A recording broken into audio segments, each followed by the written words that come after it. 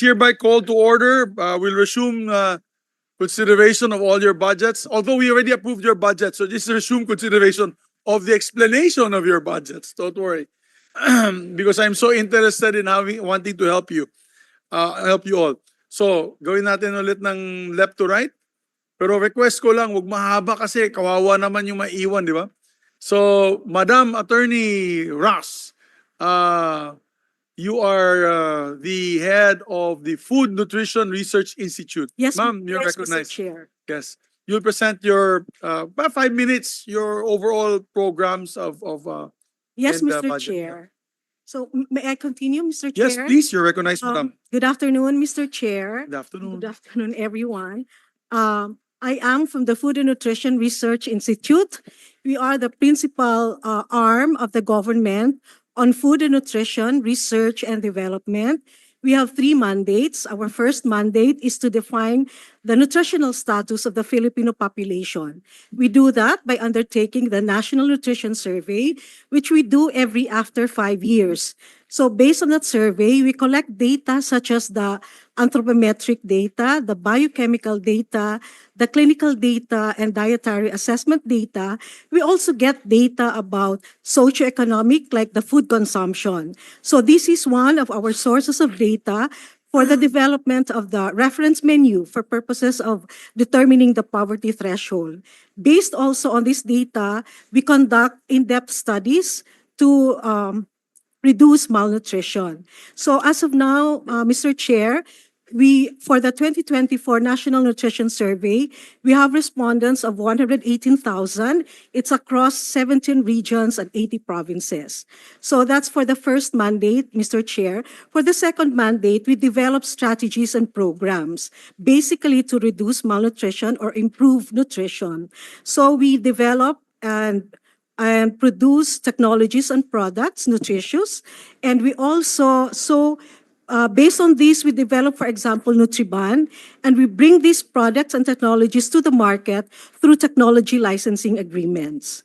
And next, apart from the development of the technologies and products, we conduct studies to reduce malnutrition. So we have programs like food and quality, nutrigenomics, and programs on under nutrition. Sadali lang, Mama. Sec, baka may tao ka dyan, yung presentation ni Yusek, presentation ni Secretary last week, para may flash lang natin yung agency. Isa presentation. Para mahabol ko lang yung visuals. Yeah. Not in this flow. I think meron yatang, kay Secretary lang. Yung kay Secretary last week. Only if possible. If not, please proceed. Meron. So habang nagkukwento si attorney, yung para makita ko lang yung specific mandate of each agency. Yes, Mr. Chair. So, Mr. Chair, for our second mandate, that's to develop programs and strategies to reduce malnutrition. So we develop technologies and products such as Nutriban, which we bring to the market through the technology licensing agreements. Apart from that, we conduct studies to reduce malnutrition. So our third mandate is to disseminate our findings or on our research studies on nutrition, and we develop independent educational communication materials, and we do nutrition campaign. So those are all our mandates, Mr. Chair. And basically the programs which are attached under each mandate, Mr. Chair. Okay, what's your budget, ma'am? Sa budget for your for your particular. Our proposed budget, division. Mr. Chair, is 793,974,000. The proposal, what was the NEP? That's the NEP, ma'am? What's the Yes, Mr. Chair. There is, our gas takes the bulk of 34%, which is 267 million, because 206 million of that goes to the construction of a new building. Oh, okay, so you have a Because we capital are outlay. on an earthquake fault. Oh, so may capital outlay po kayo. Yes, Mr. Chair. But siguro that they should post there, Dave, is the mandates. I think, was there like every institution explained in that report to the secretary? Parang meron yatang or in totality to.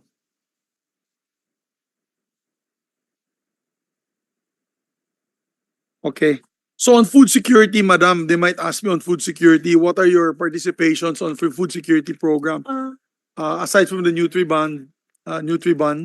Yes, we have on food and nutrition, we have different programs, Mr. Chair. We have studies like program on food development of products and technologies, program on addressing overnutrition or the non-communicable diseases, program on food quality and safety, or programs addressing nutrition and nutrition-related disease intervention in the life cycle program. We develop tools and standards like renal exchange, data on osteoporosis, and all of those. And we have program on nutrigenomics, Mr. Chair. Yeah, because one of the problems where the youth actually is facing nowadays is malnutrition. So your office is very, very important in helping target particular projects for, let's say, the DepEd on their food feeding program, or Yes, the Mr. school feeding Chair. program. Do you have particular tie-ups with the agencies of Yes, government? Mr. Chair, DepEd is our institutional partner, especially in the, our licensees participate in the bidding for the distribution of or provision of Nutriban, Mr. Chair, across all regions and provinces. And what's the nutritional value of Nutriban? Masustansya talaga yan? Masustansya? That's how it was made, Mr. Chair. Oh. It has all the Tinapay yan, di ba? vitamins. That's like a bun, right? It's a bun. It's a Yeah. bun, Mr. Chair. We Fortified. yes, Mr. Chair, we had developed that Nutriban in 2020, and we did enhance Nutriban in 2023 to lengthen the shelf life of the bun. Yung binibigay namin yun, hindi Nutriban yan, ensimada. Hindi ko alam yung nutritious value niyan, pero mukhang masarap. Yes, Mr. Chair. Yes. Yes, ma'am. The Nutriban has 3 variants: squash, carrots, kamote. Ah, okay. Yes, Mr. Chair. Dapat malunggay, dagdagan nyo ng malunggay para may high, I think they've tested that, malunggay bun. but it affects the texture, the taste, and the color. It'll be green, right? Yes, Mr. Not Chair. too appetizing They yung tried green. that, Mr. Chair. Hindi masyado appetizing yung green bun. Yes, yes, But, Mr. Chair. okay, thank you, madam. Just be prepared when we discuss your budgets, that there might be questions by some senators on the mandate of your agency. Yes, Mr. Chair. Ay, sila bang naglabas mo? PSA. During NEDA budget briefing, the NEDA said that 64 pesos per person is adequate enough to be able to have a nutritious existence Yes, in Mr. this Chair. world. Is that correct? In the computation of the 64 pesos, that's in 2 parts. The first part, which is the development of the reference menu, that is done by FNRI, but the costing or the pricing is done by PSA NEDA. So in determination of the reference menu, we choose the food that are locally available or commonly consumed by the province, low cost and nutritious, and should always comply with the nutritional requirements. Yes, Mr. Chair. What's the breakdown? What's a possible breakdown of 64 pesos? we- Yung syempre may rice yun, may carbohydrates, may Yes, proteins. Mr. Chair.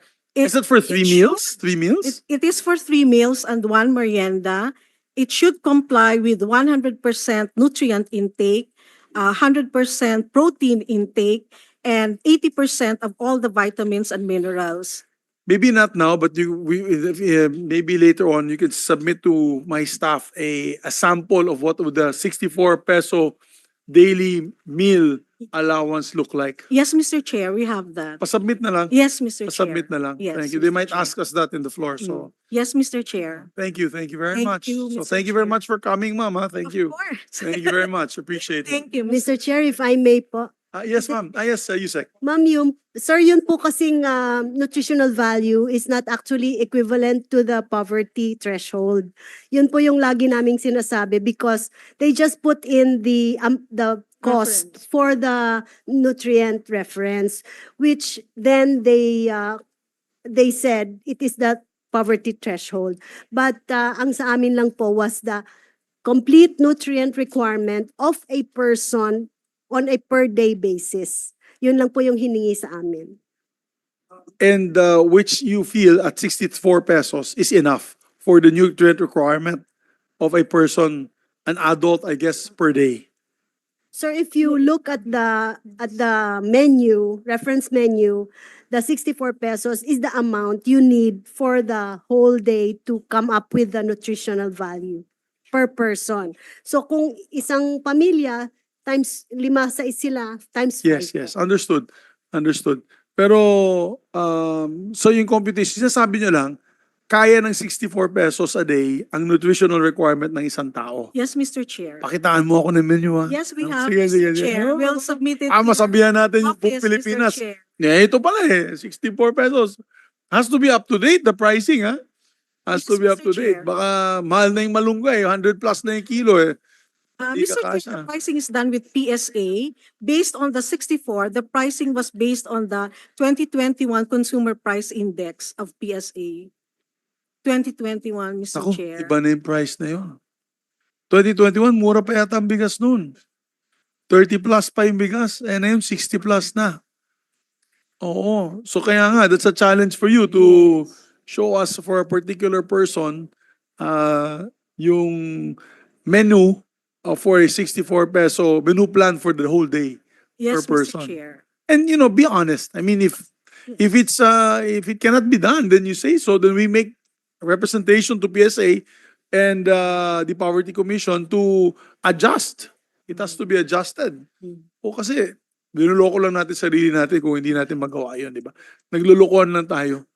I don't know, and I actually don't know. I think this banana bread costs more than 60 pesos, so I don't know. Enchilada costs a bit. My goodness.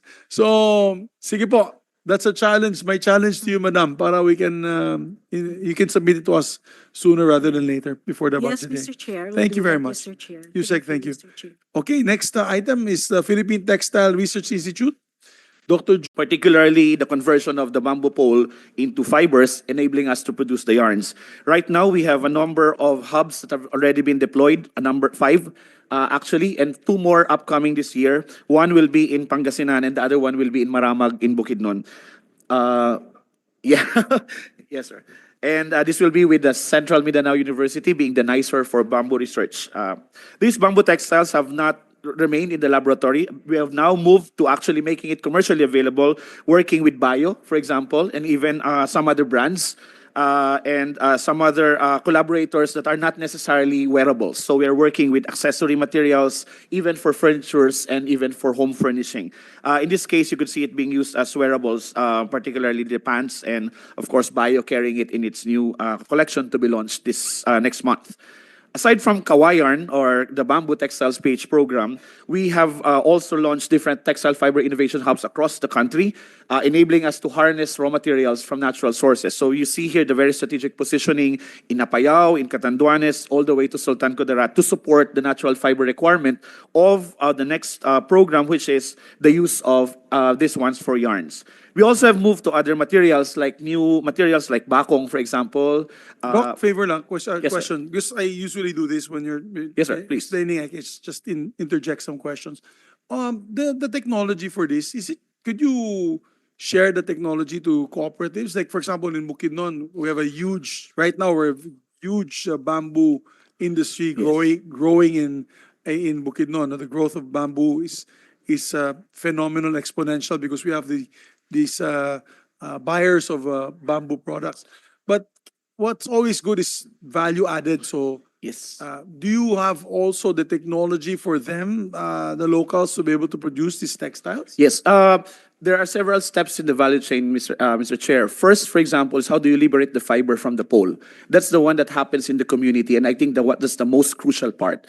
It's actually where our farmers are heavily involved. So we have around 19 species of bamboo that have already been scanned, and 5 of the climbing bamboos in Bukidnon have already been shown textile fiber potential. So we could definitely take advantage of these, materials and them natural to these different locations. Because, for example, La Union, bayog ang meron. If you go to the south, for example, in the Davao area, you have laak. Bukidnon, you have giant bamboo, which is heavily used for furnitures. But then the top part is a bit soft, so they don't want it for structural application. That's the one where textiles could come in. So you could see here the valorization component where you could actually take advantage of the entire pole of the bamboo harvested for several applications. And the application for textiles, particularly the textile fiber, is the one that promises quite a high turnaround in terms of value addition. Pero yung, what I'm saying is,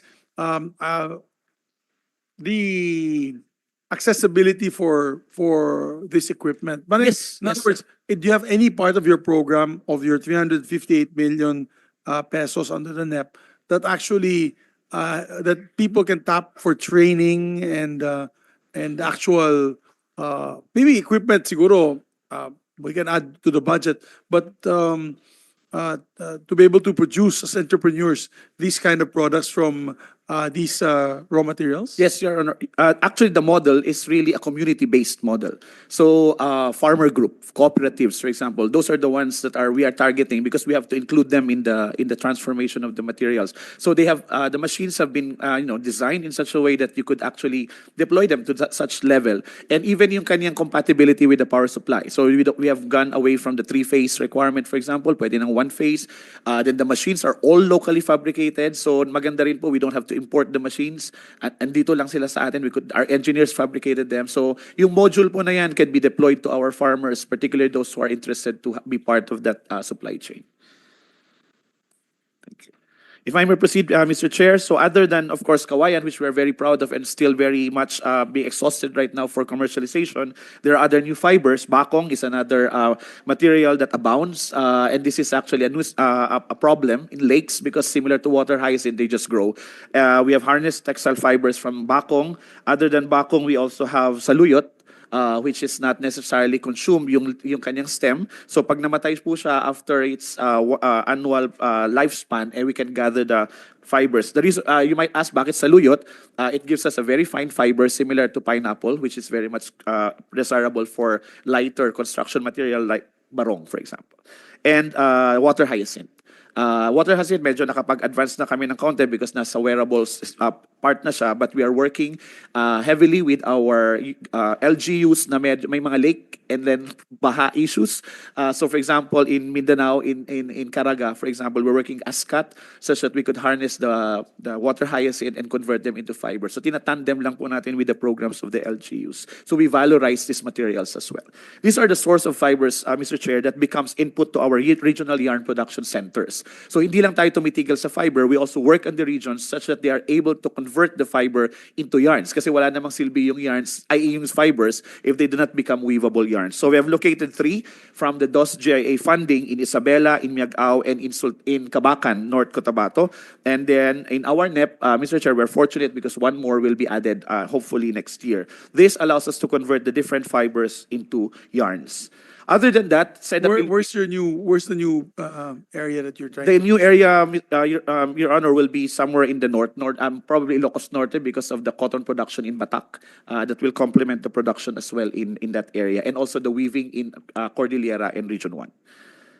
The other program, which is also huge, is SEDA Pilipinas, and the center of our SEDA Pilipinas program is in Northern Mindanao, particularly in Villanueva, Misamis Oriental. This is now the Silk Research and Innovation Center, technically controlling, if not directing, the activities from the north all the way to the south, and we have also expanded as well to Bukidnon. From a meager 1-ton production in 2018, we have now moved to about 23% or to about 2.3 tons this year because of these different interventions, which was also part of the initiatives of the Senate to revive the sericulture industry in the Philippines. And from cocoons, we work again with farmers as small as 1/4 hectare, and they could already start producing the cocoons. So yung mga models natin in the center will be very much appropriate for small-scale farmer involvement in the ground. And the logos that you see on the bottom are actually the state colleges and universities and some local government units who are now part of the SEDA Pilipinas Consortium. It's a national body that actually harmonizes our activities on Philippine silk. Yes, I've seen some of these silk cocoon farms, Yes. these silkworm farms. But how is the income on that now? Is it I just wanted to ask this question. Is it income generating? Is it like a high value crop? It is considered a high-value crop, Your Honor, particularly on the part where you have to double yung lupa. Because the one that controls the income is actually the number of hectares devoted to farming. 1/4 is the minimum. It will be comfortable with 1/2 hectare because pinapakain natin consistently yung uod such that you'd have more rearing within 1 year. One rearing cycle, the minimum, one rearing cycle could give you a gross of about 16,000. And this is not your like daily job. It's a part-time thing because you only feed 3 times a day. So parang nagpapakain ng kambing You're saying 1/4 hectare will give you about 16,000 per rearing. per cycle. Per cycle. That's about 21 days. Wow, that's a lot, huh? Yes. 21 days. Yes. Pero yung turnover mo niyan, 21 days is a bit longer, or 21 days then you can do another cycle after 21 Yeah, days? if you have like another 1/4 of hectare to get to another rearing cycle, then kaya sabi ko, Your Honor, dumadami siya kapag lumalaki yung lupa. And when we computed about 3 hectares, you could do already a monthly rearing. So ibig sabihin, every month kang nagre-rear ngayon, pag 3 hectares yung meron ka. So that's already like 12 times 60. And the price is good for And the- silk yarn? Yes, it's moving up. It's moving up kasi nagpipick up po yung creative industries natin. Right now, there's a shortage in Aklan. So our barongs are heavily dependent on silk. Ang problema is they are importing right now, sometimes even from the Is black that silk? market. That one? This one is not po. This is pineapple and cotton. Okay, Opo. okay. And then it actually allows us to depend on import. So parang Yes. ang hirap. And then kayang-kaya ng weavers bumili up to 5,000 pesos per kilo Yes. of raw silk. Eh ang sabi nila, kung sana tayo na lang mag-produce. That's why the 2 other hubs, if I may go to the next slide, the 2 other hubs that we are putting up next year will be in Aklan and the other one will be in Benguet, where the cocoon production is. And this is part of our GAA, Mr. Chair. So we're very happy na kaya natin to input up. But Aklan lang a little lag, but hopefully we can inaugurate this by January. Benguet hopefully by mid-year next year. So it allows us as well na mula dun sa cocoon. Dati po kasi cocoon, dadalhin pa lahat yan sa bikutan for us to make it into yarns. But right now, what we did with that silk program with Senator Legarda and Senator Binay, Your Honor, is that we enabled the regions to actually produce the yarns. So sila na ang nagpo-produce ngayon. I could see here that some of the machines are already, these are machines in Claveria, in Villanueva, Misamis Oriental. The largest silk germplasm, Mr. Chair, in the Philippines is actually in Villanueva, Misamis Oriental. It holds about 90 parent lines of silkworm. So if I may just breeze through, syempre may tela na tayo, hindi naman tayo pwedeng tumigil na tela lang. So we also color them. And for Philippine silk, we want to use natural dyes. Another one very heavily monitored by Senator Lagarda as well. The use of natural dyes for Philippine silk. So we use different plant sources to color these materials in order for them to, to be attuned to the sustainability pillar of that material. Now, if we have these yarns and materials, then we have to weave them. So there are weaving communities, but what we have are actually innovation hubs, weaving innovation hubs. So they can technically redesign, design, and take a look at their new materials. Hindi po ito yung typically lang na nakatandem with the indigenous communities. That's a different one as well, where the cultural sensitivity is also very high. That's why we have to respect, the traditions. But then the innovation part comes with our innovation centers for weaving. And other than the weaving houses, we're also deploying across the country, we have a program on textile quality assurance. So hindi naman po pwedeng tela lang yan, hindi natin matest. So similar to what I'm wearing, this is actually compliant to RA 9242 or the Philippine Tropical Fabrics Law. So our laboratories is able to render that service exclusively as the only testing laboratory for RA 9242, on top of its role to cater to the industry and government activities. Pag napansin niyo po, may DPWH because we work heavily with them in the different government projects. So the new Manila International Airport, ang daming tela po na ginamit doon in the construction, and all of them pass through the Ito, di ba parang ano to? This is a material that they're showing now. That's a material used for That's a geotextile, yes, Your Honor. For slope protection. slope protection Opo, now. opo. But this is one example, and there are so many more technical textiles being used in construction, in the construction industry. And other than that, we are also engaged in standards development and compliance. So there are a lot of standards that must be enforced because we always say standards is equated to safety and consumer protection. So we ensure that when we export, we are true to the form and the mandate and the performance that we claim. So we also have this activity. In the institute in Bicutan, we have the Innovation Center for Yarns and Textiles that technically caters to the production and innovation of yarns. And this one of its project were actually the uniforms being deployed as part of our R&D activities in some select government agencies. I think the Senate of the Philippines will be wearing one set, I don't know, one or two sets, hopefully by next year. This is, I think, being tackled in your uniforms committee already. So ito po yung output naman itong activity na yan.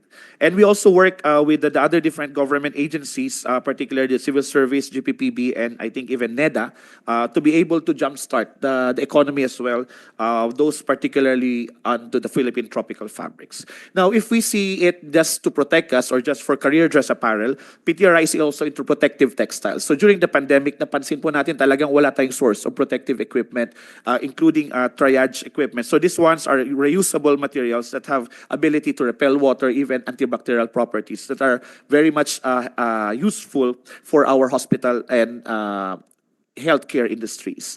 Other than that, we also work with our defense department, particularly the Armed Forces of the Philippines, in the development or substitutions, I must say, of the combat uniform, the battle dress uniform. So inaaral po natin how could we match the standards they're using now and substitute them with the local yarns and fabrics that we have developed, particularly in the developing of our own camouflage design. Kasi yung design po natin, Mr. Senator, kinukuha lang natin sa ibang bansa.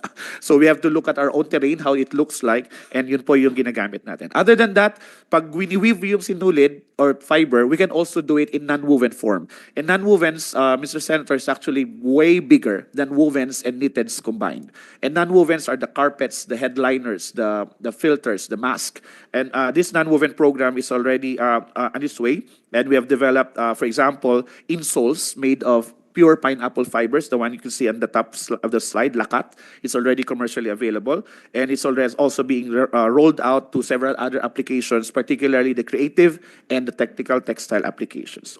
Now gives me the platform to introduce to you sapatos, because footwear is now within the care of the Institute as well, being part of the wearables industry. So ang pasok natin dito, hindi lang aesthetic sapatos, but also those that involve, say, insoles for orthotic application. Yung may mga problema po sa paa, for example, those that have to be customized. Even the Philippine sizing system, hindi po pareho ang size na ginagamit natin sa babae at sa lalaki. Kaya pag nag-usap, hindi magkatugma yung inyong mga nagde-deliver sa Shopee, simply because there's no sizing system in force. So this is part of what the industry needs, and we are providing them through our collaboration with the industry as well. Now, other than that, we also move to construction. As I mentioned earlier, textiles may also be used for construction and structural application, particularly in cementitious materials. So we are heavily also on this one, particularly through the Cobiltex program. And we work with different companies in order to pilot this for both interior and exterior application. We are also harnessing digital technologies, particularly in the mapping and in the protection of our weavers and weaves through the digitalization program. We are working across different government agencies who are looking at the data. Pag nagka-usap-usap kasi, Mr. Senator, there's no one data that could give us how many weavers do we have, how many looms do we have. So wala tayong holistic government approach in giving interventions to this sector. So this is one of our contribution. If you see in the lower right is actually a luminescent yarn, which is also part of our R&D, that actually enables us to sort counterfeit textiles, particularly done by our gamaba or our cultural bearers. And I'm going to the few last slides. Textile Academy is the training arm. This is a consolidation of all our training activities and our offerings to the colleges and universities. If you can see in the middle, there are almost 60 universities and colleges across the Philippines offering garment, textile, or fashion schools. This is also the text. Is it the academy? Let's say we have cooperatives that want to learn Yes. about this. This Yes, is the sir. same group that will Yes, opo. extend the Well, yeah, skills-based or even some assistance to thesis, for example, assistance to R&D activities or even contract researches. They will fall under the Textile Academy. It's just a consolidation, Your Honor, of a program on the human resource capacity building. Creatives is a little softer. It works with disadvantaged groups or vulnerable groups, PDLs, PWDs, for example. We saw how weaving affects, say, psychomotor activities of children with Down syndrome. So we are correlating all of these, and these are also part of this Creatives program, and we work heavily as well within our indigenous communities. And you can see here how it has already gone through across the country. Basically, Your Honor, we are moving towards the region, and this is about fostering the revitalization of nascent innovation ecosystems in the region. These are not production ecosystems, these are innovation ecosystems, allowing the industry to be oriented forward. And with our phalanx of programs and our major activities, we hope to be able to touch base with almost all provinces and all the regions in the next coming years. And if the question in the last meeting whether we are relevant, I think we are because we continuously weave the Filipino dream. Maraming salamat po. Thank you very much, Dr. Liano. Very nice presentation. At the same time, I was going to ask also this question earlier. What about synthetics? You don't do any synthetic materials? Kasi yeah. the Philippines, number one na naman tayo sa plastic pollutants in the ocean. But apparently, almost all the stuff that we wear, like polyester shirts, you Yes. quick dry, and I like quick dry because it's comfortable. Lahat pala yan, plastic? Yes. Synthetic? Synthetics, yes. Sir. So are you also coming up with a program to be able to, recycle all these plastics into synthetic polyester material? Yes, Your Honor, that's part of the textile revolution or the sustainability program, which technically looks at the use of synthetic materials, but in the context of a circular economy. So, parang cradle to cradle approach. So, if it ceases, for example, to be a wearable, where will it go? It will come back, for example, as another fiber, maybe used as again a yarn. We have an ongoing project right now, funded by the DOST with bio, for example, and sustainability. We are looking at life cycle analysis as well of all products across the industry. Kasi ang language na po, Mr. Senator, when you export is carbon footprint. And ang hirap na naman ngayon na lahat ng tao nagsasalita naman ng carbon footprint without any scientific basis. And it's starting to plague the industry now because nauuna kasi yung greenwashing, if you're familiar with that term. They greenwash, tagging it as sustainable, eco-friendly, and you see this everywhere. Pero nasaan yung numero mo? So that's what we are enabling through the life cycle analysis program, which we are doing with De La Salle University as well. So this is part of an entire program, not necessarily only on material use, but looking at it in its entirety para ma-solusyonan din natin because textiles across the world is one of the most polluting. So we just have to do it better or, a different way here in the Philippines. Cycling, you can look at it at the angle of recycling, It's sustainability. upcycling, Your Honor. We are putting more value when it moves back to the chain. Recycling could be just using it for some other purposes. I mean, giving it to your younger brother is part of recycling. Upcycling it is maybe converting it to a higher value application. And we have linked up as well with Hong Kong. For example, some technologies are available nearby. And they are very much willing. Actually, we have signed MOUs already with them So, para pumasok yung Just technology. take a look at that. If you can get the technology for being able to use recycled plastics into Yes. into textiles. Kasi I was watching was a YouTube video, yung mga lumang rubber shoes and stuff like that, dinilagay sa crusher, tapos pinelletize, Yeah. and then And then you can ginawa extrude it back. fabrics, Yes, yes. and it became Yes, Your sports Honor. Again, outfits. yes. So baka pwede rin yan. I mean, on a small scale basis here in the Philippines, it's Yeah. something to look into Yes, Your as Honor. well. Yes, Your Honor. We will definitely. Cotton. Yeah, I saw that. Yung Yeah, parang cotton candy maker na Yeah, ginamit doon. that same technology, Your Honor, is the one I showed you about non-wovens. It's like cotton candy okay. making. Yeah, Ako. yeah. Pero syempre, you are doing it in an industrial scale. So But that's also you want to make it safe, right? yes, at the same Yeah. time, you also have to, there are performance requirements. So it doesn't, hindi naman pwedeng tela lang yun. There are some performance requirements, Correct. particularly when it goes to technical application. Filters, for example, HVAC filters. May mga technical requirements yun. So we are also on the lookout for that. Yeah. Wearables would be the low-hanging kasi ang wearables naman, for as long as it does not disintegrate within the day, basically it could be a wearable. So Yun nga lang, you just have to be careful on microplastic Yes. entering the system. yes, Pero almost all the things that we buy now have already polyester. So based, yes. yeah, they've mastered the safety, I guess, of these products already. Yes. So thank you, doctor. Thank you, Your Honor. Thank you. Thank you po. Thank you. We have your full, you have our full support. You tumaas yung NEP nyo from 259 to 358, almost 100 million increase. Yes, you are very happy, but we could be very happier. But very happy. What yes. is the what will you be using the additional It's funding actually for that regional production center. The ones you showed us earlier. Opo, one of the regional hubs. Hindi siya papunta kay PTRIS or we are happier kasi papunta po siya sa regions. Yeah, okay. Maganda po. Thank you very much. All right, let's proceed. Next is Doctora Orteza. She's with Philippine Science. We already discussed your budget last time. Yes, Your Thank Honor. you Good for coming afternoon. back. Oo. Thank you. Your So, you already gave us a presentation the last time. So, okay na yun. May request lang yata kayo mga additional budget for certain schools, no? Yes, Your Honor, because we were reduced to 26 million. So we would like to appeal for the MOE, especially in the some infrastructure projects for our campuses. And may I also take this opportunity, Your Honor?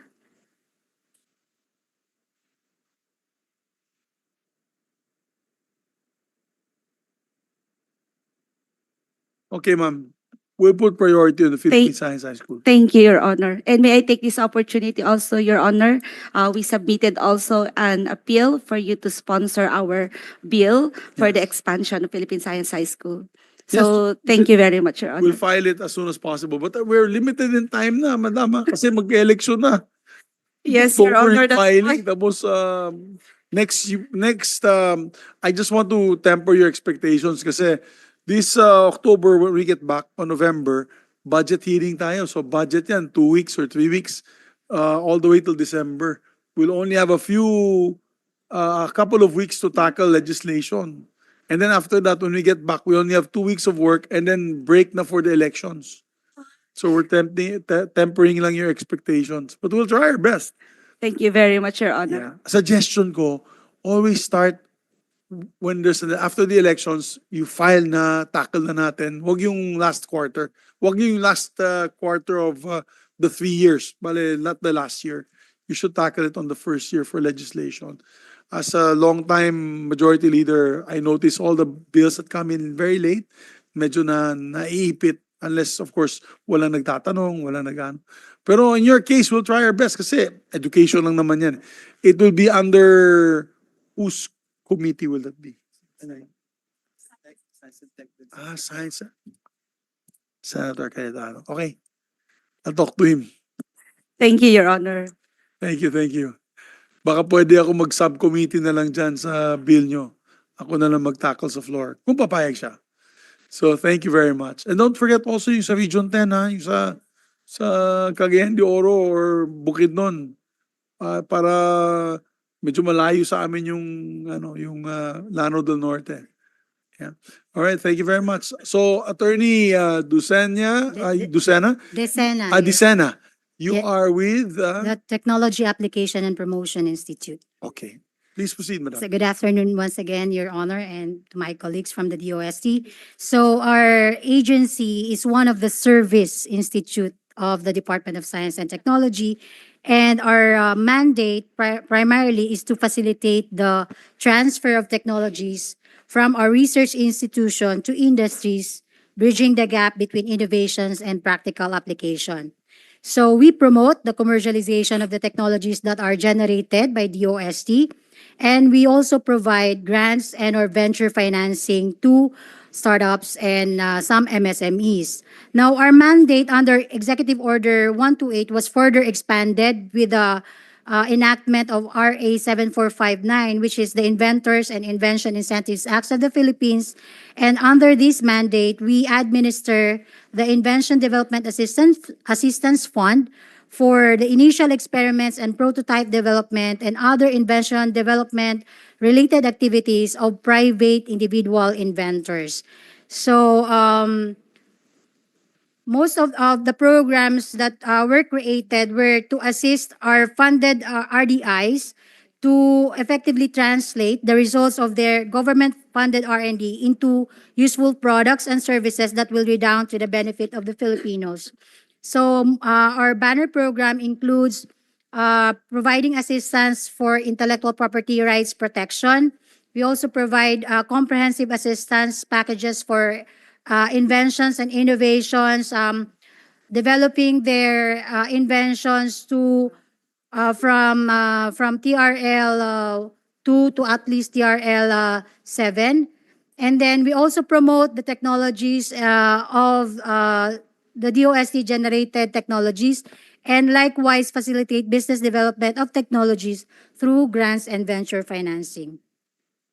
So in the year, sometime in the year 2016 to 2024, we have funded, in terms of intellectual property rights assistance program, we have funded around 504 IP applications from our DOST RDIs alone, and around 65 or 22.76% of this intellectual properties has already been commercialized. Same with private individual inventors. We have assisted them in their IP protection, around 498 from 2016 to 2024, and around 27.31% of this has already been commercialized. So our agency, Your Honor, is the one supporting our research development institutes, particularly those that are under the DOST, the 7 RDIs, traverse the valley of death to be able to accelerate and scale what have been developed by the DOST. So you are sort of like more on the business application, on the Yes, Your Honor. parang pinaka ano na kayo, yung The pinaka end end tail Yes. of all of this, of all the research. Yes. They come up with a new technology for Example for textiles. Yes. Yeah. So we facilitate the protection, the intellectual property rights protection, so that this can be commercialized or transferred to a private adapter who will commercialize the technology. Okay. And promotions and marketing and technology transfer and commercialization. Yes. So we also provide assistance not only for the local markets, Your Honor, but also be able for our RDIs to be able to access international or foreign markets. So we also do market intelligence to ensure that the innovations that our RDIs will develop are the ones that are in demanded by the market. So we provide assistance, technical assistance for market intelligence. And that's how we guide them. This is a sample, ma'am.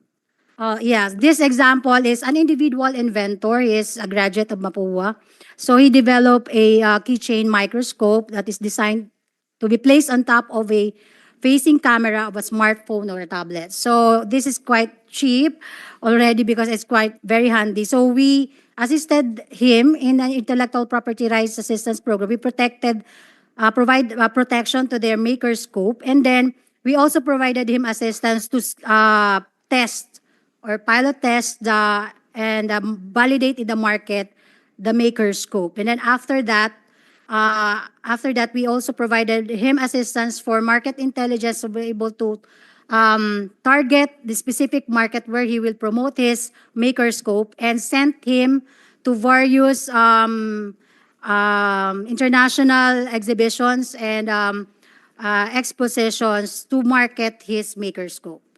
So we're just done marketing his invention in Thailand, and it was a quite a success in Thailand because we were just there to showcase the technology, but they already want to buy it. The concern is he has not applied intellectual property rights protection in that jurisdiction yet. So that's where we come in. Oh, very good. That's very good. Yeah, very clear example to, because somebody might ask me among my members, my colleagues, give an example on how you actually make this real world application. So take note of that. Bigyan mo kami ng kopya niyan, my dear. Your Honor, if I Yes, may ma'am. continue. Our budget was actually reduced, Your Honor, from the proposed of around 476 million to 235 million. The budget that was given to us in 2024 was increased due to the insertion. We would like to appeal that at least be able to retain the amount that was given to us in 2024, or if not, that you can provide additional budget with the one that we proposed. And if I may explain, Your Honor, our institute is likewise facilitating providing venture financing and granted or venture financing to this budding tech-based startups or MSMEs who adopted the DOST-generated technology. Our budget has already been overtaken by numerous laws that has already been passed. The recent one is this Innovative Startup Act. And in the Innovative Startup Act, the Startup Grant Fund is provided in the Innovative Startup Act, wherein, in our case at the department, we provide at a maximum of around 5 million for pre-commercialization activities of our funded startups. Our agency is supposed to take in the startups that had graduated from the Innovative Startup, or graduated from the Startup Grant Fund. However, the budget or the amount that is given to us to fund this venture activities of these startups is only amounts to around 9 million, Your Honor. So, if before we could provide 2 million per project, but right now 5 million is already in the form of a grant, and ours is in the form of a repayment. So it's no longer kumbaga, hindi na po siya dun sa mga startup. They would opt to go for a grant than secure the venture financing program, which supposedly their stepping stone to obtain credit, the credit capability or character that they need when they scale, Your Honor. So, masyado na pong maliit yung funds that are given to us for venture financing. And we would like to appeal because last year we were given additional 50 million for this. And if this can still be given to us, Your Honor. This year nalagay sa budget, wala. Well, ano na lang po, 9 Yung million. 50 million, si Tolentino naglagay. Yes po, Your Honor. So now it's only 9 million. Okay. So we'll take note of that. Please take note of that. All right. Your Honor, if Pero I, kasi baka naman kasi they're looking at an interlapping of function between you and the DTI. So kasi venture capital niya. Ours is tech-based, Your Honor. Tech-based. Technology, meaning the one that is developed by the department, a specific researcher would commercialize this. So by establishing his own company out of the technology they develop, that's one we assist. We don't assist MSME that's yes, merely yes, adapted, yes. Your Honor. All right. Yes, Madam Yusek. if I may contribute, sir, the Innovative Startup Act have actually not been given any budget. It is the individual budget of the DICT, DOST, and the DTI. No specific budget was put into the Innovative Startup Act. So we get the budget from our respective agency budget. This is where I think the issue comes up because we cannot fund more because we do not have enough funds, no funds for the act itself. Thank you, Mr. Chair.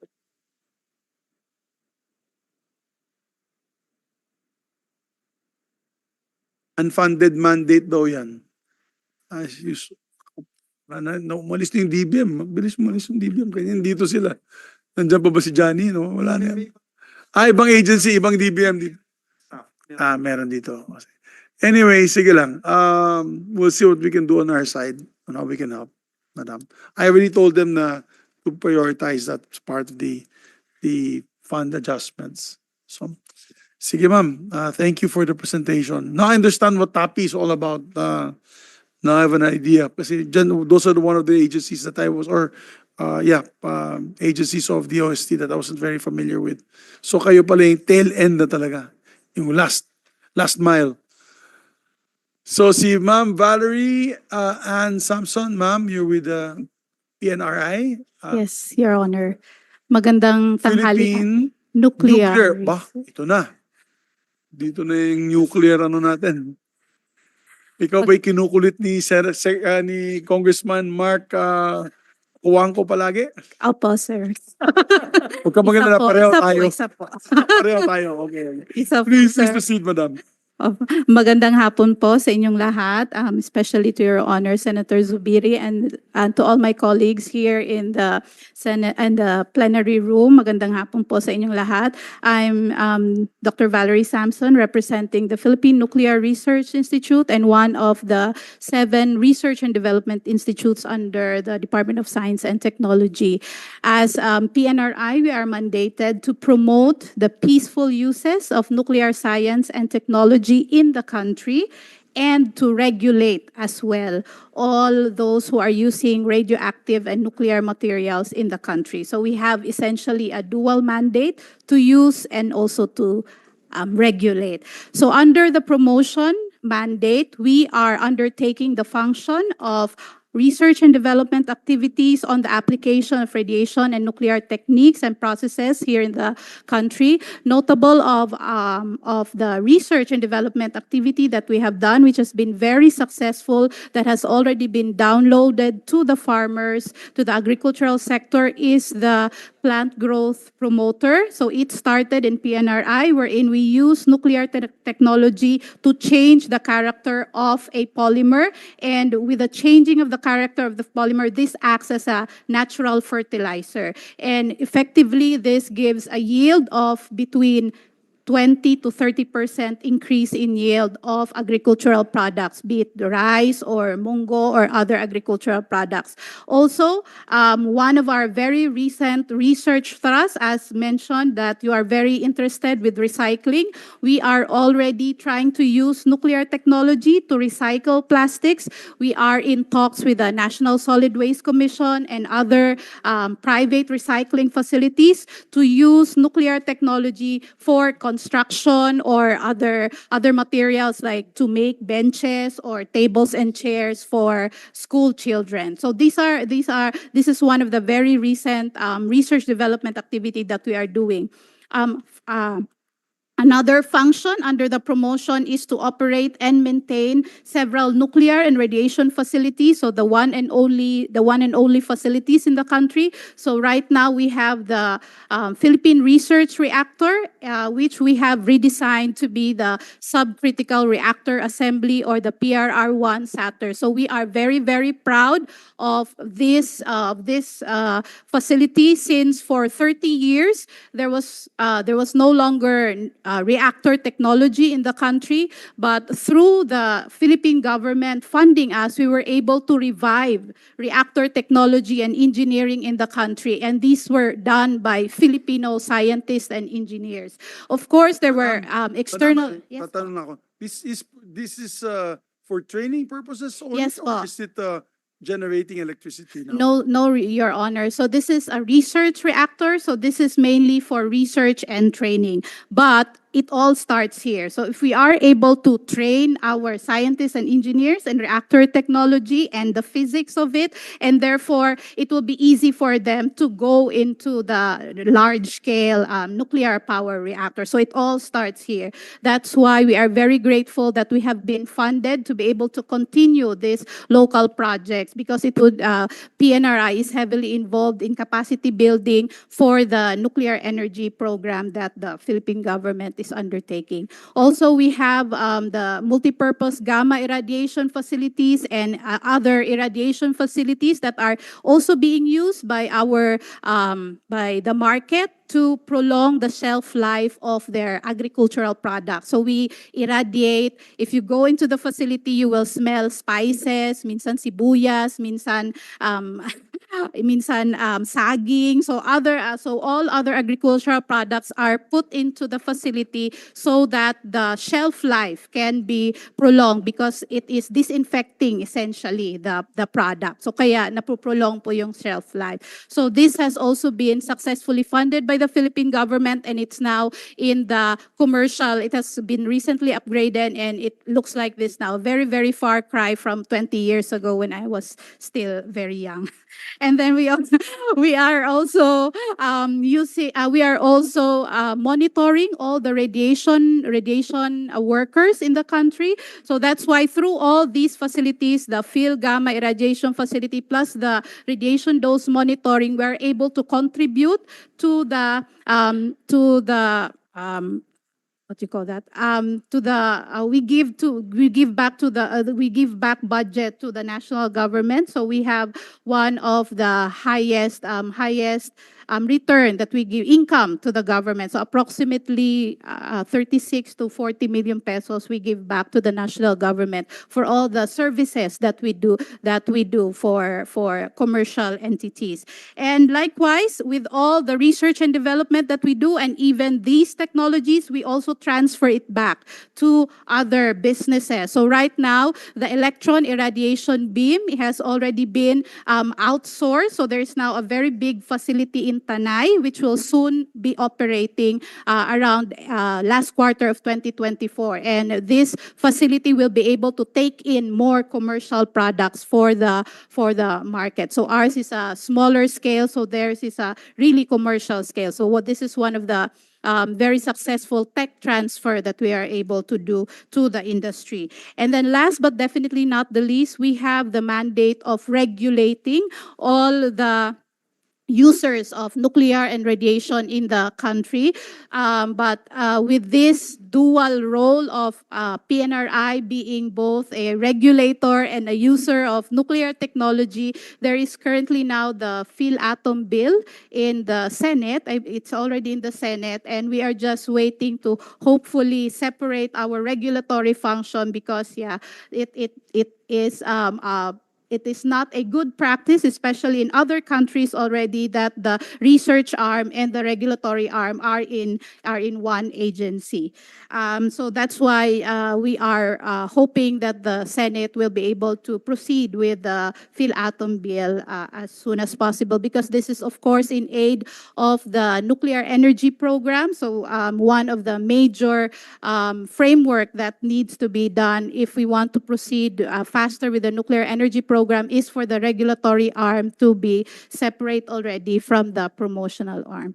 So that's all, Your Honor. Thank you. Thank you very much, my dear. We'll support the PhilAtom. You're absolutely correct. The research should be different from the actual regulatory body. I totally agree with that. It's like the DNR. I always say the DNR. We should actually split the DNR to both the utilization of natural resources and then the regulatory arm. Like the US, they have the EPA, Environmental Protection Agency, and then they have the Department of Natural Resources. Kasi it's Dr. Jekyll, Mr. Hyde. You're giving the permits to mine, and then, for example, mining or resource utilization. Tapos kung something happens, of course, the guy giving the permits will cover his tracks and say, medyo ano. Kaya tama lang yan, tama lang yan. Yeah, you have our full support on that. I think nuclear energy is the thing of the future, and I think we should focus on that. Kailangan natin yan, lalo na we are energy-dependent country. We are growing exponentially.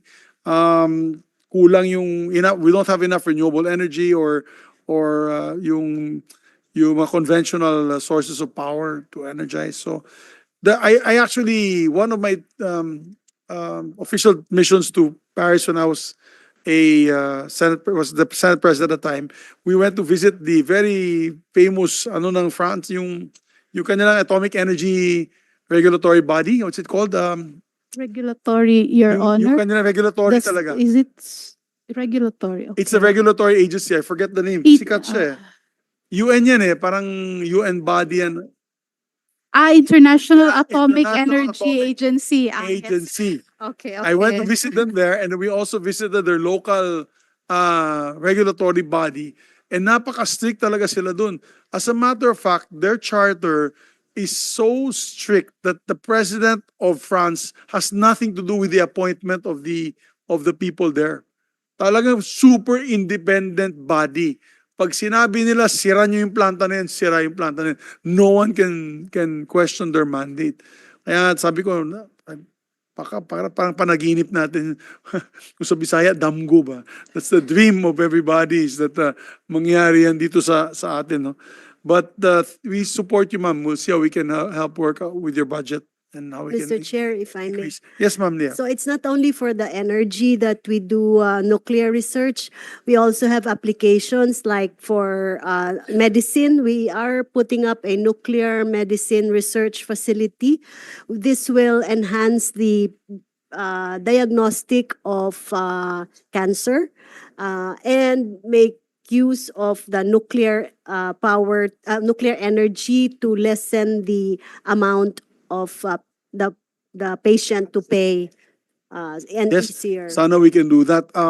I think they're also in charge, USEC's regulatory function on mga equipment that have radiation, no? So treatment. So kayo din nagche-check niyan, inspect and everything? Yes po, Your Honor. Is Yes that po, part of Your the income Honor. that you're saying? Once Yes that po, you yes po. give the It's part of the certification? income that we give back to the government po. Yes, thank you. And sana you can come up Together with, with the FDA. So some part is FDA because it's Yes. clinical. So once it's clinical, then the FDA, then if it's just the instrument safety, the technical part, then PNRI also needs to come into. great. All right. Very relevant, actually. Very relevant agency. So thank you, ma'am. Thank you. We'll let FIVOX first. Where's FIVOX? Can you raise your hand? I think FIVOX kasi you guys are going to, is it FIVOX? Sponsor a bill right now. Yeah, I'm the principal author. I shall be giving one of the co-authorship speeches. Yes, So, Mr. Chair. baka mauna na sila kasi para mapuntahan nila si Yeah, Senator 3 p.m. Alan. this afternoon. Schedule at 3 p.m. this afternoon, Mr. Chair. Oh, pero ano tayo, na-extend po tayo ng 3:30.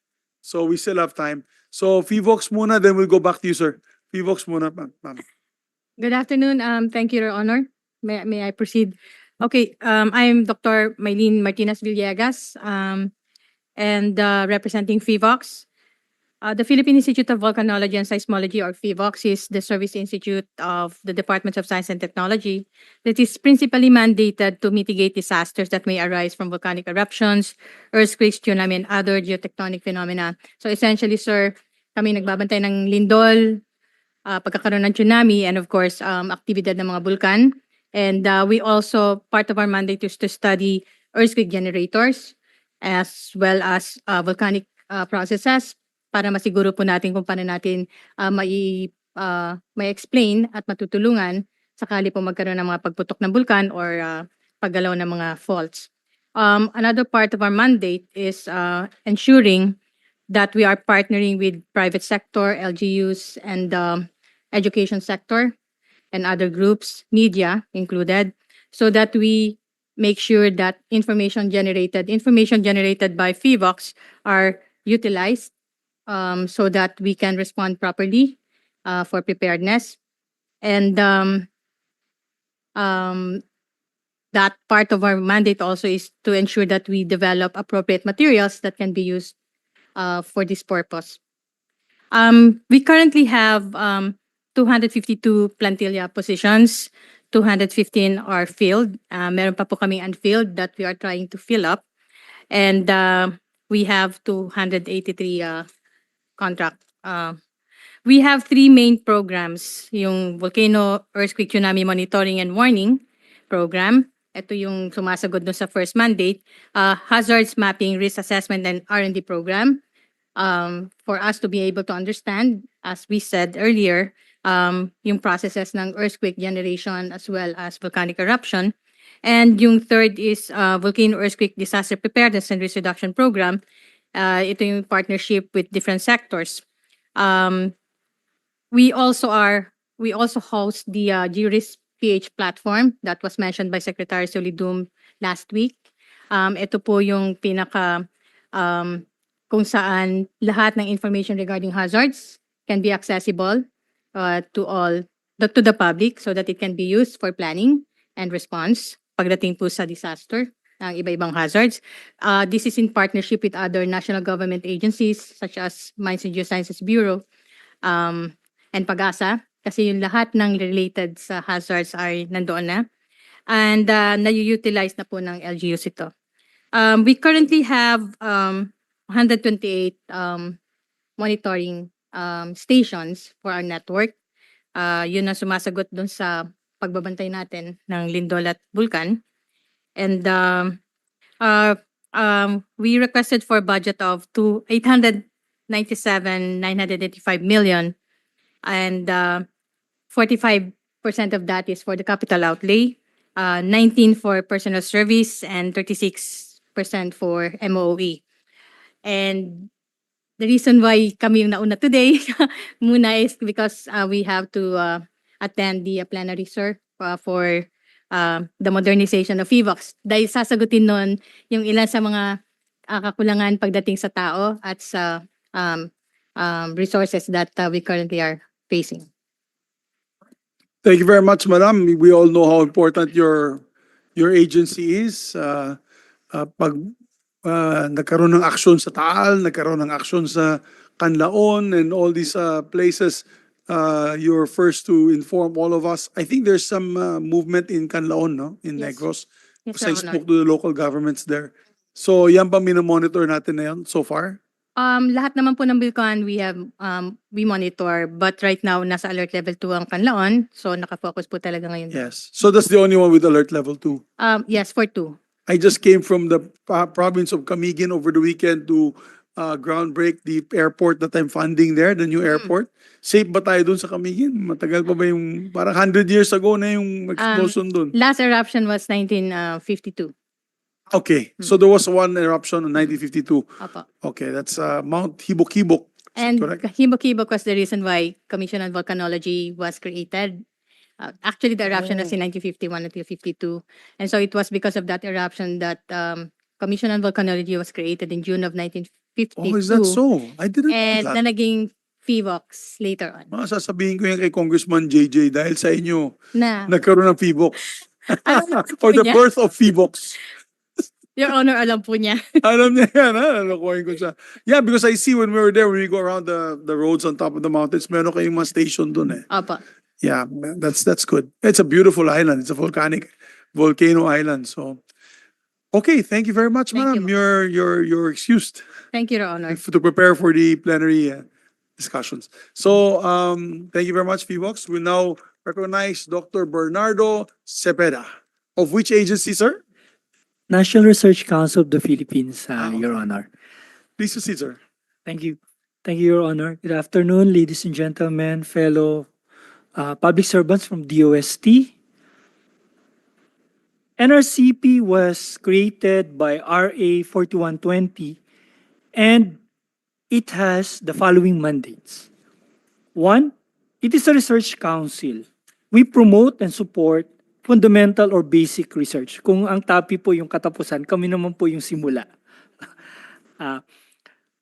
Ito po ay makikita sa National Integrated Basic Research Agenda.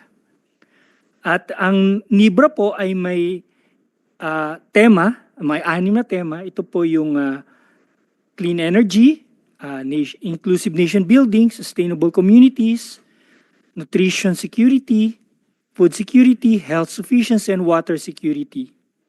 For fiscal year 2023, we funded a total of 39 projects, 11 of which were completed, and 28 are ongoing this year.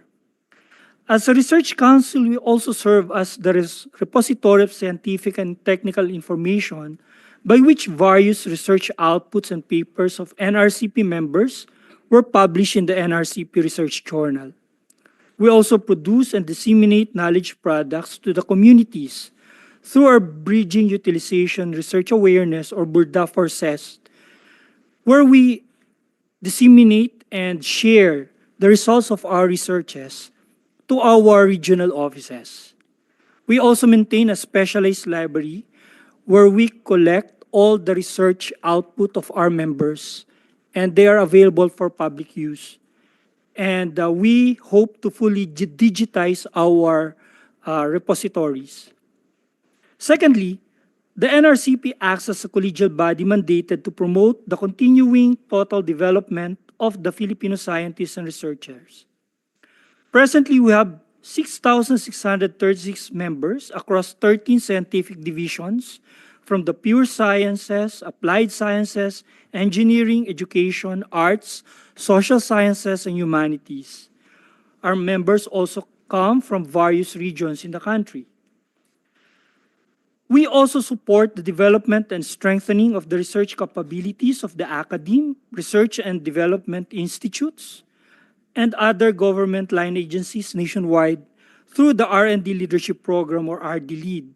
As of June 30, 2024, a total of 93 RD leaders were engaged across 89 institutions in 17 regions in the country. Lastly, NRCP serves as an advisory body to the government and the policymakers in matters relating to science and technology. Through our NRCP Expert Engagement Program, we provide experts when requested to review bills being deliberated by both houses.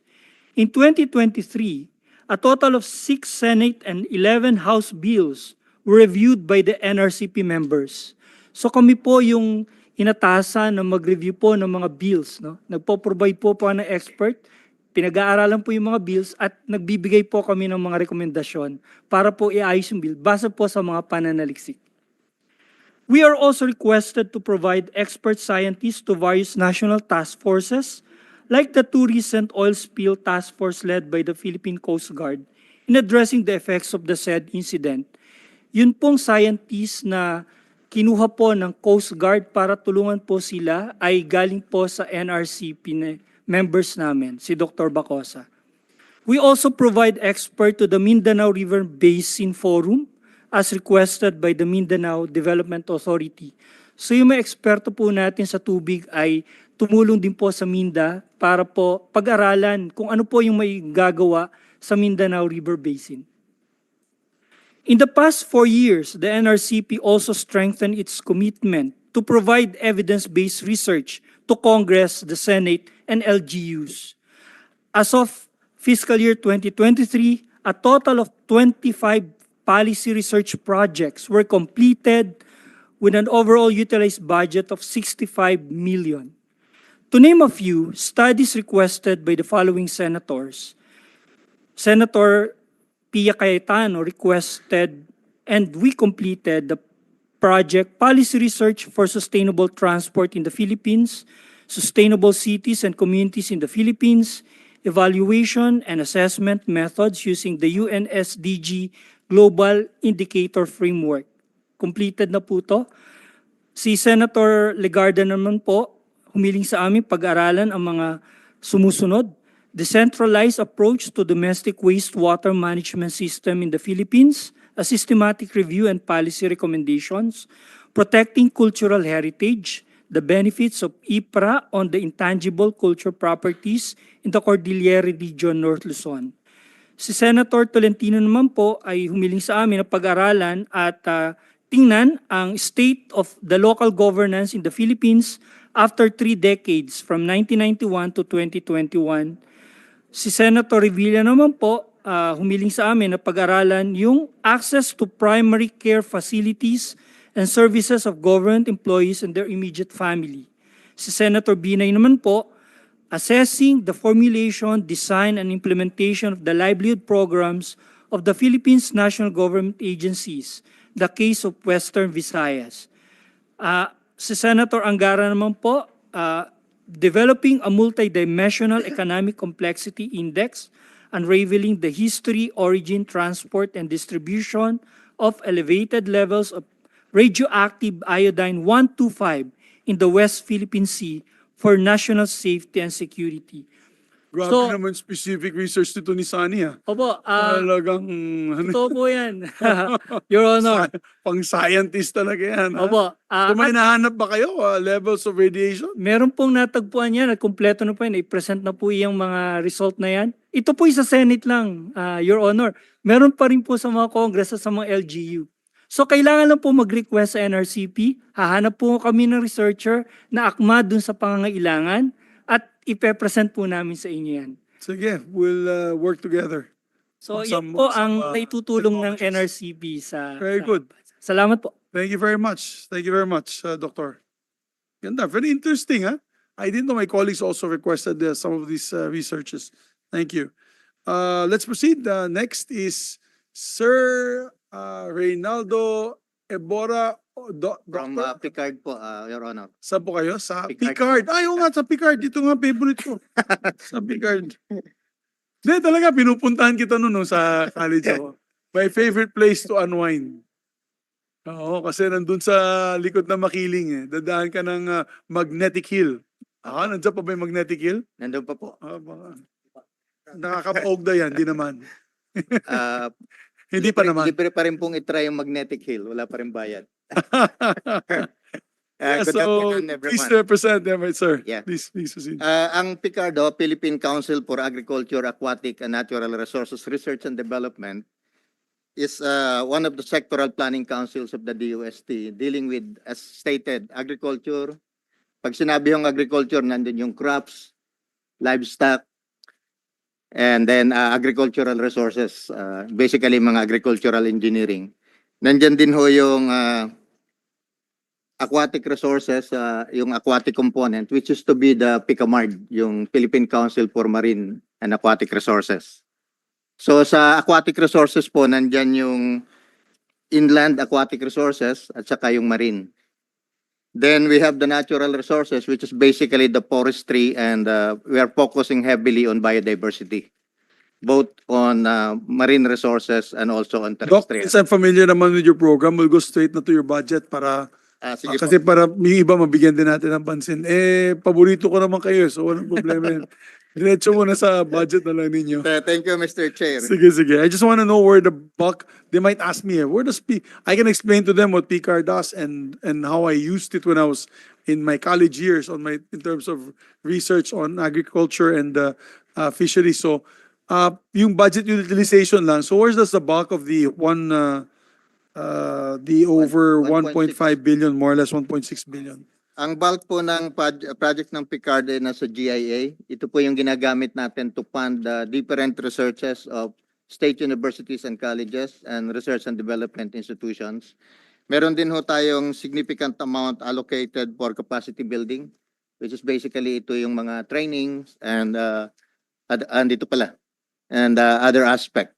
So yung GIA na yan, it's broken down as R&D and capacity building. Is that correct? Opo. Okay.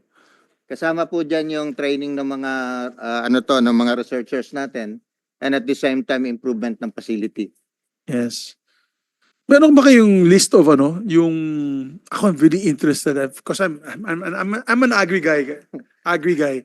So I'm a licensed agriculturist, by the way. So that is my favorite topic, and I used to go to your place doon sa Makiling before to buy research materials on the establishment of cattle fattening, ruminant production.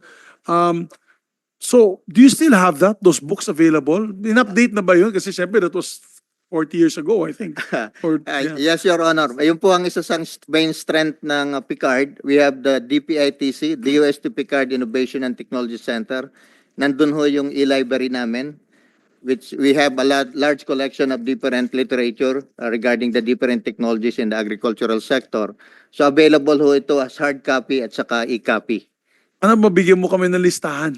I just, Yes, Your Honor, we will for my provide you the personal list. use, or if you can give us the list of the research papers that have become books already on the different agri-technologies, fisheries.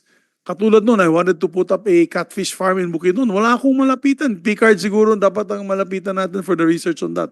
Meron po kaming mga initiative in that area sa fisheries. Padala mo lang ang listahan, Doc. I'm very, very interested in the list. Yes, Your Honor, we will provide Thank you the you. list. Thank you. Bili namin yung libro. Hindi naman libre. We Para are may income actually po kayo. providing it for free. Great. Sige, so I'll just look at the list because I know you have hundreds and I don't want to fill up my library. Just certain sectors on agronomy and livestock. Yes, Your Honor. Salamat, We will Doc. have it. Thank you. So we support your budget. Don't worry. Now let's move on. Next, Mr. Cabangon, Mr. Rico Cabangon of Forest Products Research and Forest Development. Products. Okay na po tayo. Your Honor, budget mo na lang. Magkano budget nyo? Well, na-discuss na din last time, Your Honor. We had a drop of budget from around 304 to... Pag bisita ko sa'yo, bisita din tayo sa Picard. Yes, Di ba? yes, Your Honor. Sabay na natin bisita sa Picard. Yes, Your Honor. So there was a drop of around 50.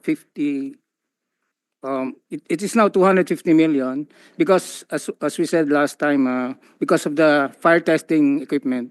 But it is now ongoing, Your Honor. But actually, kaya po ako bumalik. Ano yan, Sir Rico? Actually, kaya po ako bumalik ngayon. May hilit pa. Hindi, kasi Your Honor, we have a silarium facility. A silarium is a collection of wood samples. And we actually have the oldest wood samples and most complete collection of wood samples in the Philippines. We are recognized by the International Organization for the Wood Silarium or Silarium. And ang amin po sanang hiling ay mabigyan yung aming facility, yung aming silarium of a proper structure para ma-preserve namin talaga yung aming mga wood samples. So yun po yung aming wish list today.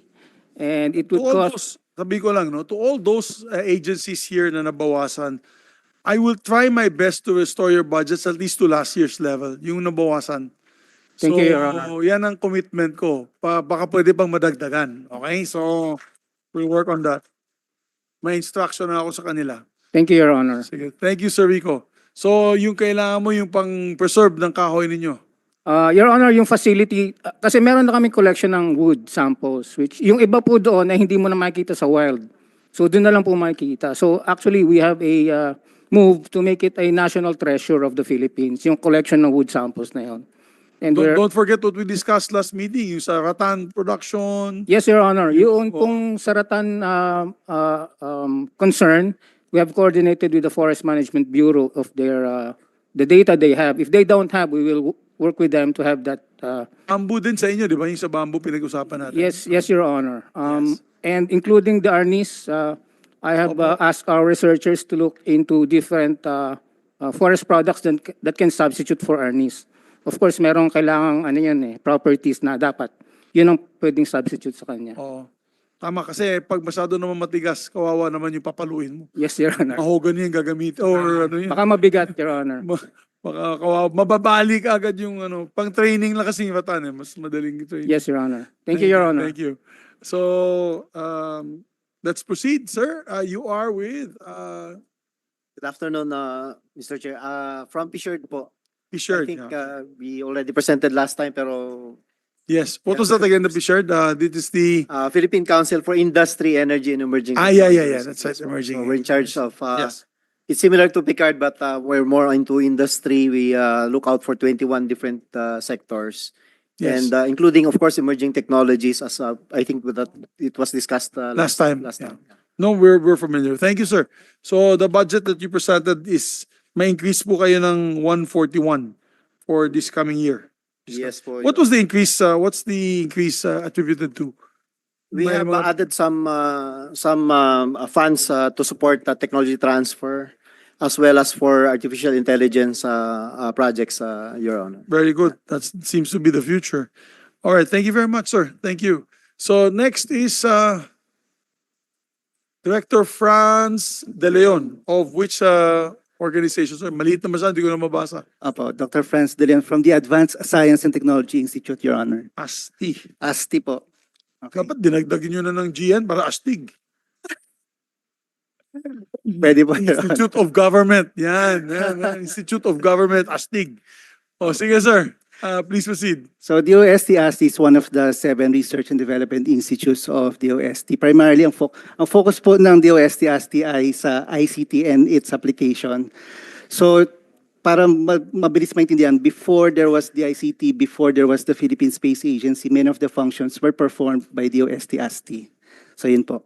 let me move to the current programs and services being provided by ASTI. So primarily, we run and manage the S&T infrastructure being used by the R&D community. Let me start with the Computing and Archiving Research Environment, or CORE.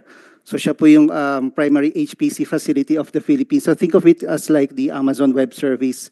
Pero unlike that service, this is being given for free to our researchers. So malaking tulong po ito to our researchers and other academic partners. Next is, if we have a high-performance computer, you need a large pipe to carry and exchange data over that. So we also run the Philippine Research, Education, and Government Information Network. So kung familiar po kayo sa iGov project, way back, kasama po nito na ipanganak yung PREGINET. So now, since meron na pong DICT, we still manage the Research and Education Network of the Philippines. So aside from PREGINET, we also run the Electronics Products Development Center, or EPDC. This is a technical service center mainly catered towards the electronics industry. So we understand that the electronics is one of the primary drivers of the Philippine economy. So it serves its purpose by providing high-quality testing services. Para bago po ma-commercialize yung product, we make sure that they are compliant with the standards necessary in the market. Next, we also still run some of the ground receiving station for receiving satellite images. So in fact, yung main receiving station ng Quezon City, that's just atop our office. So we still receive images, let's say, from Diwata, and it's still being distributed to the Philippine Space Agency.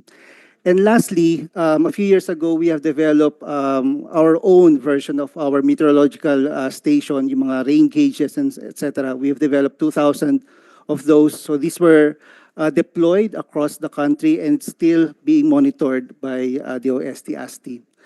So aside from the technical services, of course, we do R&D in different sectors. So for example, we have on wireless technology. One project that we are proud of is Project RAIN, Resilient Education Information Network for the New Normal. Last week, there was a comment wherein it was mentioned that there are a lot of schools who don't have reliable internet, and we at the OST-ASTI have developed our own technology to provide connectivity to those areas, especially for schools. So currently we have 6 pilot sites in Nueva Vizcaya, Benguet, Tanay, and others to pilot this service. So aside from providing connectivity, we provide digital materials for education even without the internet. So dalawang technologies po yung pinapagamit natin, and this has been covered by patent already. On AI, since mainit pong topic ang AI, we have a project called Itanong. This is like a Filipino version of ChatGPT. So this can accommodate queries in Filipino, English, and Taglish. So as long as the database of an institution or agency is connected with our system, we will be able to query that database. So this will be deployed in several upcoming projects within the OST and even outside the OST po. On the emerging technologies, we have current projects that concerns blockchain, primarily to protect our data sovereignty, personal data. We're also doing quantum computing, if you've heard of it. So yun na po yung advent or yung next generation of computing architecture. So we have started building a quantum circuit simulator, and soon enough, start kami mag-build ng prototype for a real quantum computer. So that's upcoming. And for robotics, we have developed a robot for monitoring, let's say, banana plantation to detect early diseases of plantation, of banana plant, since we also understand that banana is one of the major exports of the Philippines. So yun po, Your Honor, that's just some of the current activities that we are doing in the field of ICT. Thank you po. Thank you. Again, we all go back down to relevance. I think many of your projects and programs are overlapping with other agencies that we've discussed. This morning, we talked about Space Agency, and I think Pag-asa is also atmospheric. Why don't you do other, just a friendly advice and suggestion from your chair. Why don't you do do a real world application, for example, on drone technology. I mean, right now we're having tensions in the West Philippine Sea. We have very little sea assets, to be honest. Yung isang sea asset natin, yung magbanwa, kakauwi lang dahil talagang bugbog na.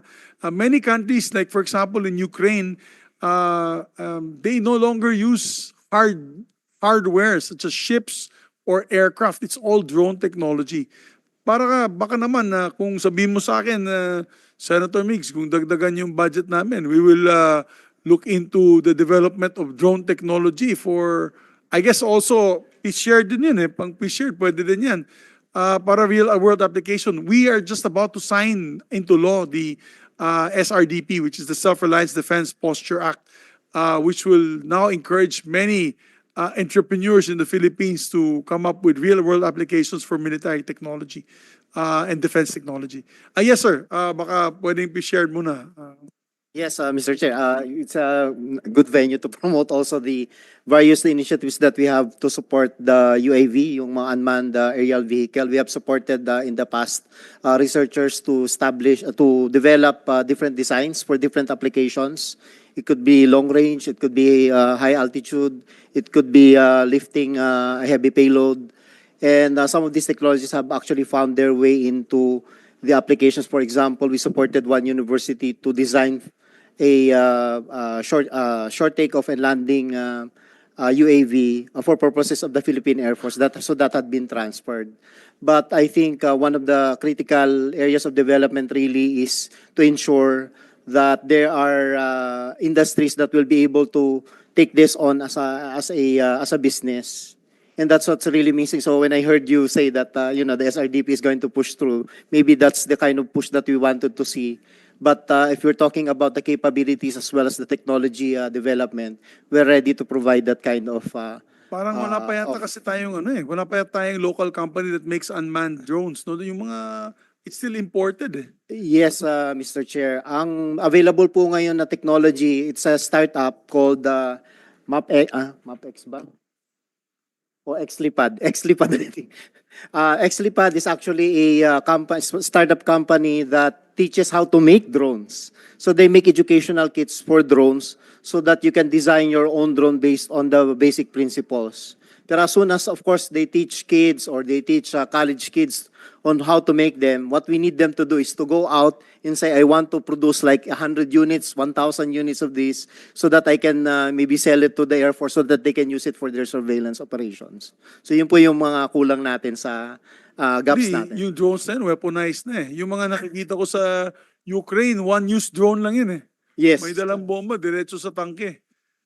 Kaya ubus yung tangke ng Russia. I'm not saying that we're looking at this as a war option, but I think it's options are all on the table right now, especially with the lack of hardware that we have for our Navy and I think Navy and Air Force. Yung Air Force kasi, yung drone, yung unmanned aerial drones kasi there is a limited reach. Yes, the range is limited. Very limited. So the West Philippines is very difficult unless you have a platform. It can land and recharge and take off. But you can do that with unmanned boats. I think Iran and many other countries, like even Israel, they've developed already speedboats, small speedboats na unmanned that have payloads. They even have cameras to do surveillance. So pag-usapan natin ng maayos yan, Your Honors, baka we can add budget to that so that you can discuss the development of this kind of equipment. Yes, definitely, Mr. Chair. We have actually an ongoing cooperation with the Department of National Defense, and its service branches for the development of these special kinds of unmanned defense equipment. Defense equipment. But defense material. It's under our what we call Human Security and Defense Program. Sige, mag-usap tayo para dagdagan. That's my forte, and that's what I would like to share with the AFP all the time. Yes, please go ahead, sir. Sir, dagdag ko na lang po. In terms of maritime domain monitoring, so nabanggit yung interesting area po. We have the synthetic aperture radar with automatic identification system project. So meron pong isang satellite, we call that the Novastar satellite. It is a radar-based satellite, meaning it can penetrate through clouds. So nakakita po siya, tagus po sa clouds. And it also enables identification of ships through the AIS. So we are already implementing that project for the past 5 years. And may protocol na po tayo. We send the information to the National Security Council. So we provide Good. information all All the right, time. thank you very much. I'll move it quick kasi we have last 6 minutes. Please, sir, your group. Ano po yung grupo ninyo? Good afternoon po, Your Honor. Marcelino Villa po. Sa President Pag-asa. From Pag-asa, yes Tapos sir. na tayo last week. Don't worry. Naawa kami sa inyo. Yes sir. So bigyan ko po kayo ng update regarding dun sa sitwasyon natin kasi alam niyo na po ang mandate ng Pag-asa. So Kaya pa in 2 minutes. Mabilis para Yes, sir. yung iba mabigyan natin pa noon. Si Tropical Depression Henry po ay naglandfall nga po kagabi sa Para to, Palanan, Gibi Isabela. Patrol. Okay. Yes sir. Sige, okay na yun. Ah, Papanoorin ko kayo mamaya sa news. Yes, sir. Maraming salamat po. And ang amin pong proposed budget for 2025 ay 1.970 is just 17% increase from our last year's budget. With that po, sir, maraming salamat po. Yes. Meron kayong mga wishlist, di ba? Sinabi ko sa boss nyo last time. Yes, sir. Pag-usapan natin yan sa staff ko on a one-on-one basis na. Yung additional wishlist nyo para mapaganda yung serbisyo nyo. Alright? Maraming salamat po. Sige, sir. Thank you. Thank you. Mabuhay kayo. Sige, ma'am. Kayo naman po, ma'am. Sir, good afternoon. I am Luningning Samarita Domingo, the Director of the National Academy of Science and Technology. We are the recognition body on science and technology, and because we have the top scientists with us, we are also given the mandate to give advice to the President and his cabinets.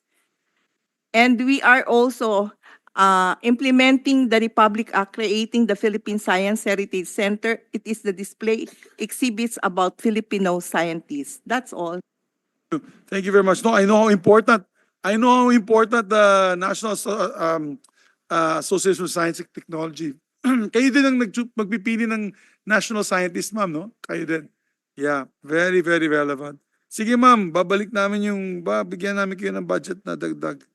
We'll help you at least get back to 2024 levels. You're welcome, ma'am. Please proceed, sir. You are Dr. Jaime. I'm Dr. Jaime Montoya po, Hi, the Dr. Jaime Montoya. head of the Philippine Council for Health Research and Development. Because I'm given only 1 minute, I can just focus immediately on what we actually want. We Yes, have a yes. wish list po kasi for considering that health is a priority, especially now that monkeypox is again on the rise. And we hope not that another pandemic will actually emerge. Yes. But just to tell you, Honorable Senator, that during the COVID-19 pandemic, we actually figured prominently in the way we actually adapted and adapted to the pandemic. We developed the first and only Filipino diagnostic kit for COVID-19. And we also developed the system for predicting the spread of the COVID-19 across the country, which was then adopted by the Department of Health. So yun lang po ilan sa nagawa namin, and we just want to say that we hope that more support will be given to the council, and specifically I'm talking to the physical infrastructure because we do not have an office as of now, considering we are the National Coordinating Body for Health Research by virtue of law. We were provided initially a 30 million peso grant to start the foundation, but that is just for the foundation. We do not have an office.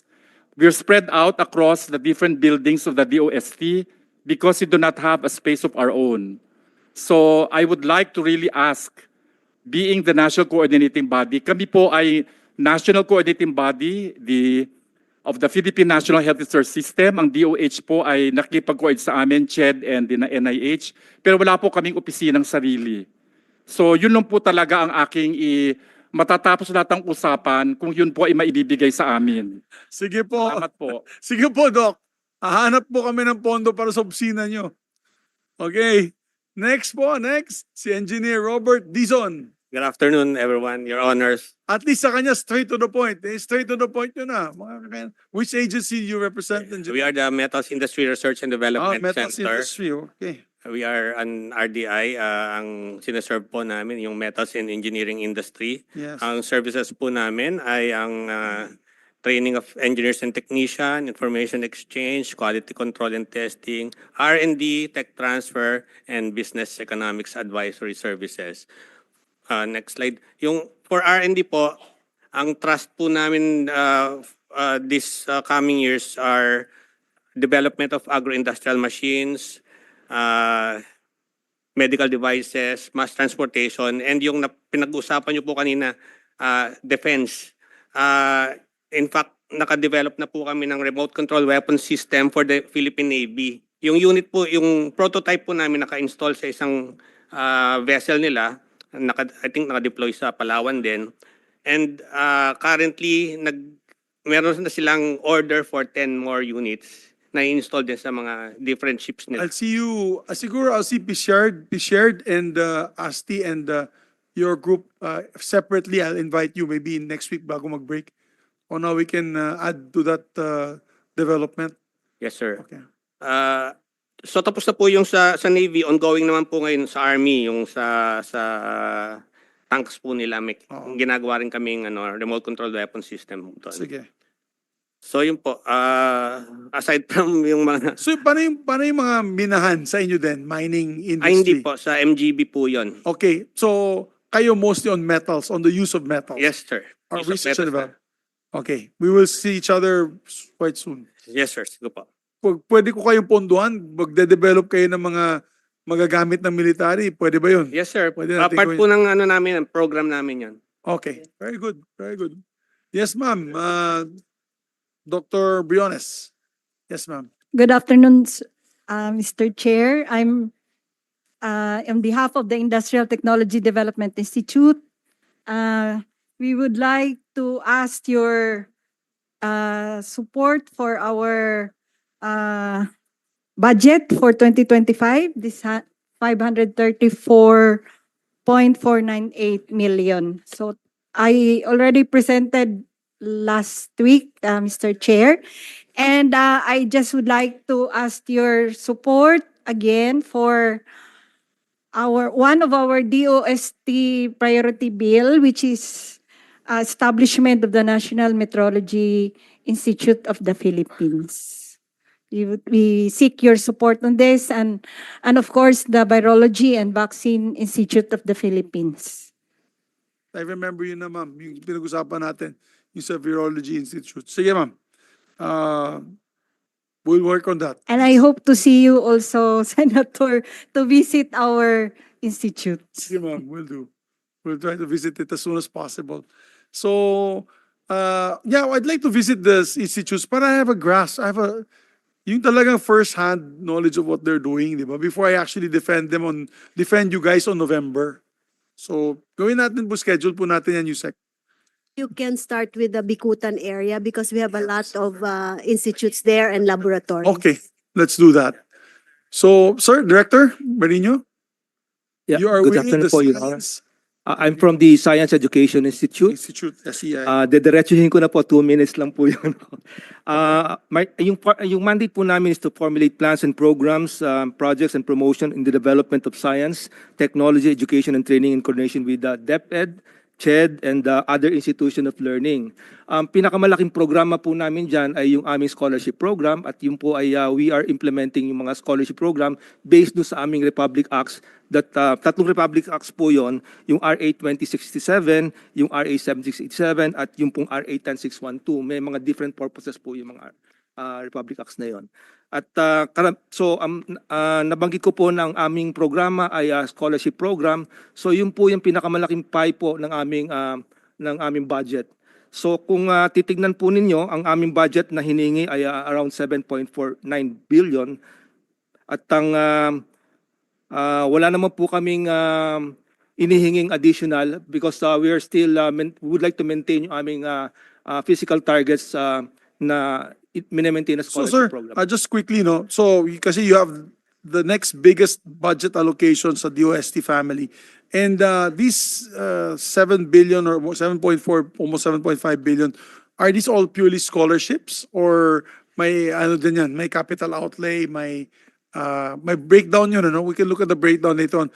But the bulk of this is scholarships. Yes po, ang Yeah. pinaka-bulk po ng scholarship ay scholarship program, both at the undergraduate at saka graduate level po. Is it certain fields, chosen fields on science and technology or? Yes po. Those are S&T priority fields that were identified by the Department of Science and Technology at yung pong kailangan natin sa ating economy at sa ating country po. So yung nag-apply nito, gentlemen, ladies, yung nag-apply nito is through the DOST regional heads offices when they apply for these scholarships? Yung pong undergraduate scholarship program ay sa amin po, sa Science Education Institute, but kapartner po namin dyan yung mga regional offices po namin sa DOST. So, Utilization nito, Director? I mean, it's fully utilized or there's still money there or meron kayong nafi-fill up positions for scholarships? fully subscribed po yung aming slots for the scholarship, lalong-lalo na po yung sa undergraduate scholarship program po namin. Good, that's good. All right, I'll visit you. We'll discuss it lengthily because that's a very good program. Very, very good program. So iba pa to sa CHED scholarships na pinabibigay. Yes Yeah. po, yung pong sa CHED ay iba-iba pong programa. Iba-iba yung ano niya, iba-iba yung scope nun. So Yung ito sa po inyo ay is on focus- research and development, Science and Technology or STEM courses based. po. Oh, okay. At Sige, saka may thank you. competitive exams po sila. And last but not the least, ito ba yung STII? Yes, Your Honor. ASEC Juanillo. Yes, Yes, sir. Your Honor. I'm the officer in charge currently of the Science and Technology Information Institute. This is actually the information and dissemination arm of the Department of Science and Technology, promoting public awareness, understanding, and appreciation of science and technology and innovation, and capacitating our different audiences in building a science and technology and innovation culture. Ang mga specific programs po ay number 1, yung Starbooks, which is essentially a science digital library in a box. Meron po ding 8,210 installed sites. Ang mga recipients po ay mga schools, na academic institutions, some are LGUs, some are other non-government agencies, and then non-government organizations and private institutions. Essentially, ang content po nito ay gleaned from the various information generated by our research development institutes and our researchers from the different SUCs and HEIs. Other modalities for disseminating information are, of course, through Radio Scientia, Expert Talk, Sciensikat, Balitang Rapid Dos, both on TV as well as on radio. So yun po, yeah. So it's a very, very straightforward mandate. Thank you. Thank you very much for that, sir, ASEC. So thank you also to Yusek Sahagun and Yusek Buendia. Thank you for coming. Also for Yusek Gatchalian. That's it. Thank you very much for accommodating me now. I just wanted to meet all of you, discuss your programs and mandates, and hopefully I can visit you within the break before we tackle your budget on the plenary. So maraming salamat. Mabuhay po ang DOST family. Mabuhay po. Thank you, thank you, thank you. Meeting is hereby adjourned.